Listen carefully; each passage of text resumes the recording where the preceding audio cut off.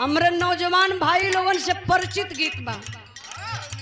कौनो मेहरारू बड़ा चलाक बा तो मेहरारू चलाक रहे ले बाबू ना। हाँ तो बकचोदे मरद से सेट हो जाले। इनकर मेहरारू रतिया भर में हम सही कहत बनी। केकर मेहरारू? इनकर 10 बेरी फोन करी। काहो कहाँ पहुँचला? बिरहा शुरू भइल की ना? शुरू भइल तो वीडियो कॉल करके देखावा। शीशा लेके हारमोनियम के बगले धरला। पहले अपन चेहरा देख लिया कि देखी वीडियो कॉलवा में कैसन लागब। एक दिन चोरी से पूरा देख कैसे करत हुआ। हम कहली मास्टर बजावा कर यार तो लगल हुआ। मेहरारू इतनी चलाक बा रात भर का पैसा जोड़ले रही।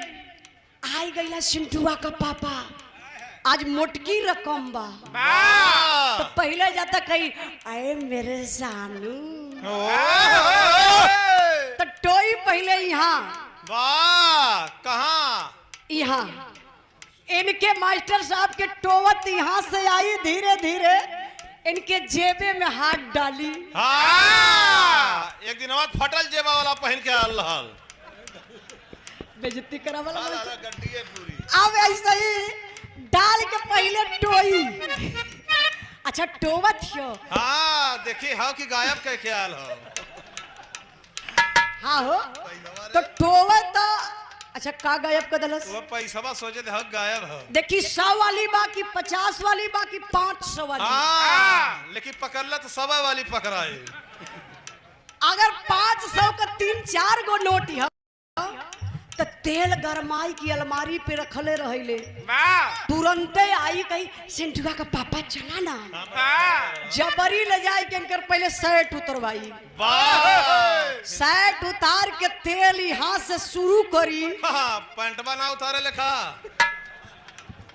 अरे कुल बता दे। यहाँ से तेल शुरू करी एड़ी ले लगाई। आज जब लगाए ले बढ़िया से तो पैसा पा जाए तो दिन भर खुश बा। आज जौने दिने भैया इनकर मेहरारू पैसा ना पौलस। हाँ वहिया इनके बाबू तेल लगावे शुरू करे ले। काहे बदे? अब 35,000 पिलथिन पावन है। मेहरारू चलाक बा कहले बा